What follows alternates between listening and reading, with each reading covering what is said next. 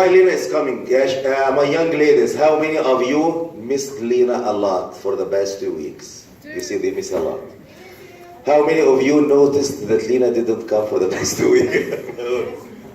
Yeah, it's yours, Lina.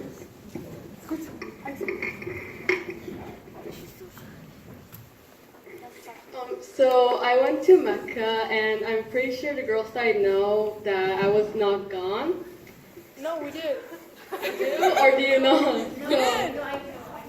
Okay, so for the boys, I don't know who I am, so just deal with me.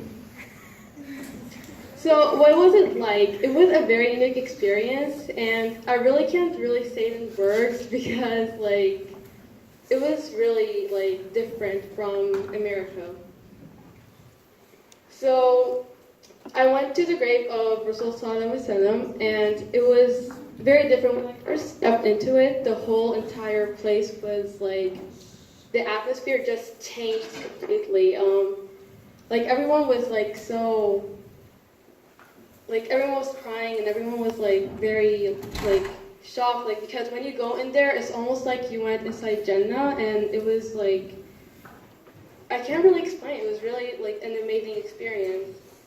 When I went to the Medina, my mom was obviously crying, but when she told me all the stories of the whole entire place and how everyone lived their life in community, it was really shocking because I've never knew how everything was when my mom just told me. But when I first saw it, I just learned everything, and it was so different, and it was amazing how unique a place can be. Here, when you go to places like Canada or Florida or Disneyland, it was fun, right? But over there, it's almost as if the whole world just changed and nothing is the same. It's all peaceful.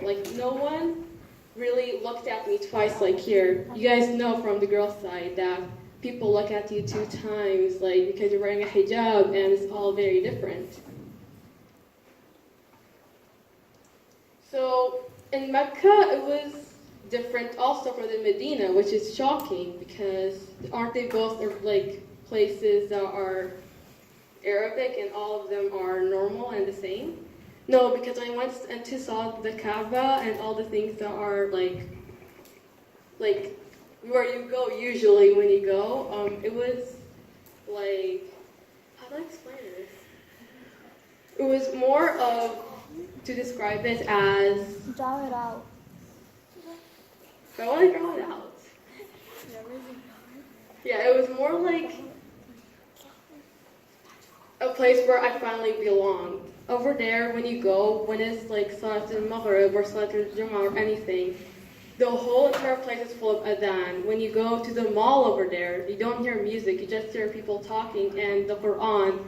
It was really beautiful how different it was, because here it's never really gonna be safe. Over there it's always the safest and nicest, and always the place that I'll always remember, because it was too different. It was the place where I've been looking for and I've been always wanting to go. So here's some pictures I took there, and I really hope you like them. So they're all really different. I was on the 2nd floor. I went and did Umrah 4 times with my mom, 1 with my brother, and 1 with my tour guide. And all those times, it was really just the best. I just hope that you guys can go too, because words really can't describe how I feel. When you saw the grave, how the atmosphere just changes, how everything was super just peaceful. You'll finally feel like you belong somewhere, even though some of you might not, because you already went there or something, but most of us is gonna feel something different in us when you get home. And I know because when I came back to Seattle, it was around Maghrib, and I was waiting for the adhan to come, because over there the whole entire place was filled with adhan. And when I went here, I didn't hear anything. I asked my mom where was it, because I totally forgot. And I can't really hear the adhan surrounding the whole entire place and country when you're driving, when you're just walking, because once the adhan starts there, every single person comes and like leaves what they have and just go and pray. It was really nice. So that's all I have, I guess. I hope you like what you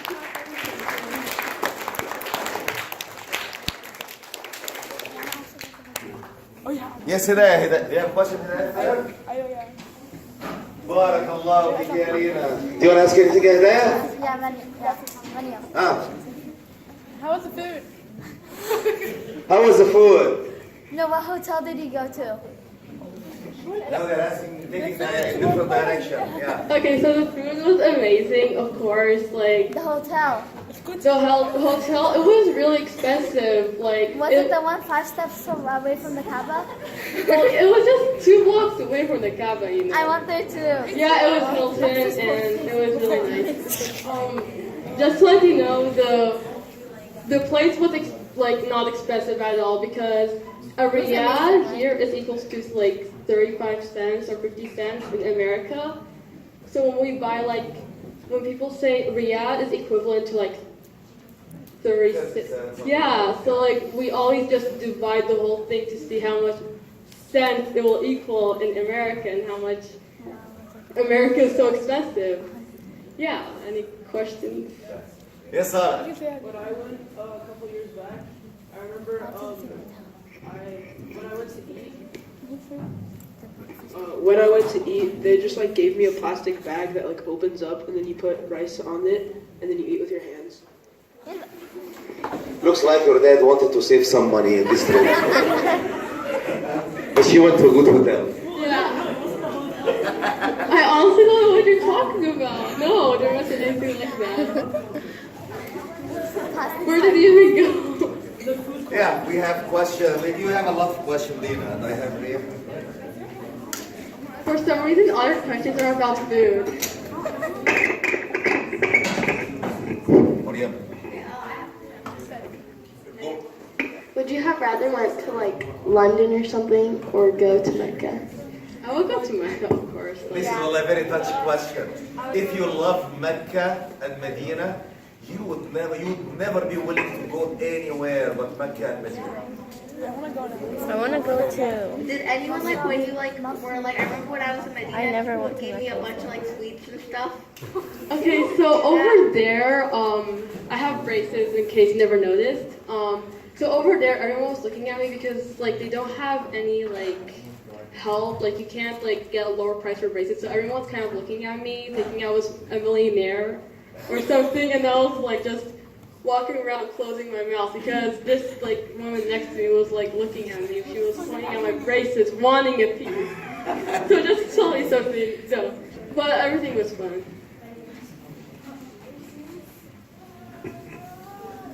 When we went, the ground was filled with cockroaches and stuff. Is it still like that? No, it's only filled with a lot of flies. This is what we have seen, ya Maryamu. Everyone gets it from a different angle based on who we are. I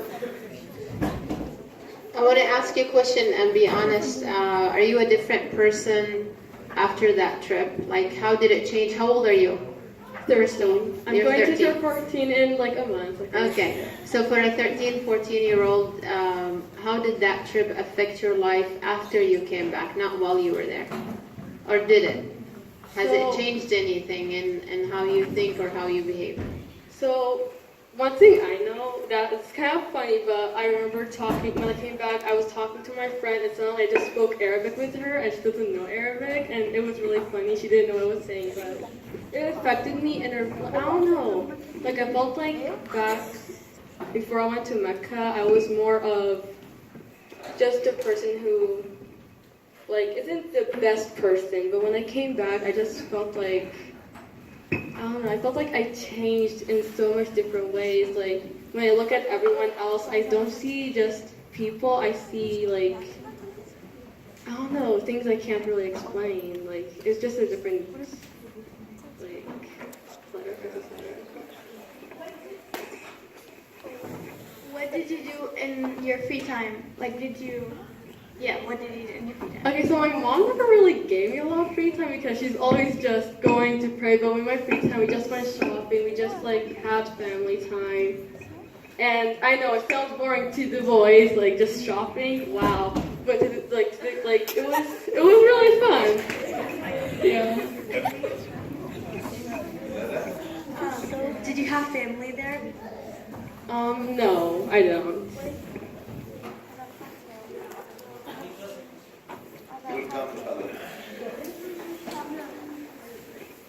Rina, I think I know what you mean about the adhan going around everywhere. I never went to Mecca before, but I went to a different Muslim country. I don't know if you guys know it, Somalia. But Yeah, I know. When you came back, I was like crying when you came back. I was like, where were you? Yeah, I stayed there for a year, and like our house, there's like so many massages everywhere. So like if you're even at your house, you can hear the adhan and everything. Yeah, it was. When I came back, you know adhan. I got it. When you were in like Mecca and you were doing your Umrah, did you like touch the Hajar al-Aswad or no? Okay, so it was close, but it was to the point where like you were surrounded by a wall of people, and my foot got stepped over by millions of people, and a wheelchair hurt, and you can't, just don't, because you're gonna like break your legs over there, because it was, no. What's something that was in Mecca that you wish was here? The peacefulness, and the people who are really good and nice. Did you get emotional in any ways or like anywhere? Wow, that's just okay. I didn't really get emotional, but my heart like it just changed when I went there.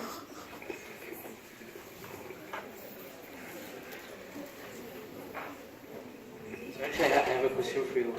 Like, what was your feeling when you know, like, your feet might touch a place?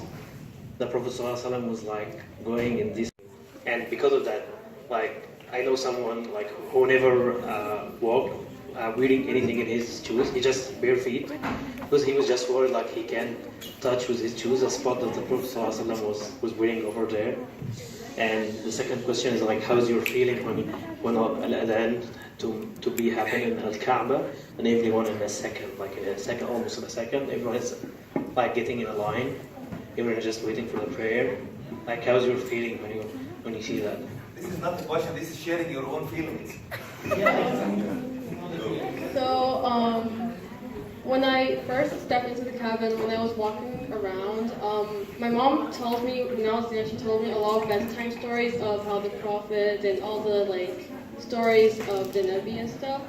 Like, I've always kept it on my, like, it was close to my heart. It was very, like, it was something that when I went there, I just felt like I was part of the whole place. Like, I felt like I was finally seeing the places my mom told me when I was, like, really young. And I was really fascinated about the whole thing.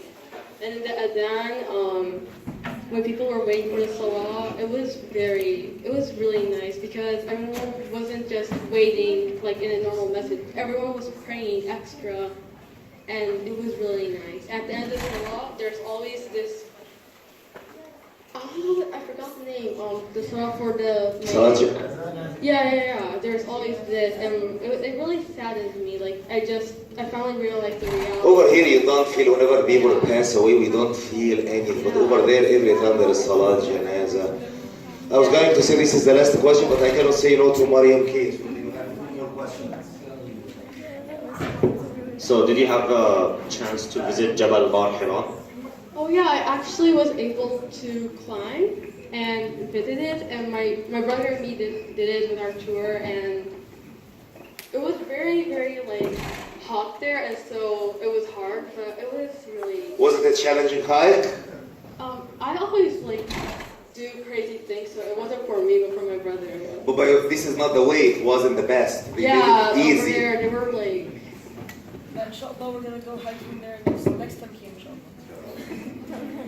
So you said that you kept the stories of the prophets and you kept the stories of Islam close to your heart. So when you went there, they kind of had a bigger impact on you, right? Yeah, because every time I looked over the places or our way to Mecca or everywhere, I saw the whole entire scheme. Like, I just imagined how they all like went and faced through all those obstacles and all those long walks and hikes. It was really... So what would you say to the people who aren't as connected? I would just say that even if you're not that connected, you should at least keep the stories in your heart, because when you go there, you'll finally understand the true, like, meaning of being a Muslim. We really do. جزاك الله خير يا لينا. No, before you do this, no. If you make dua while you are there that we go to Umrah and Hajj or not, so we decide should we give you a ra or not. Oh, actually, I did. Okay.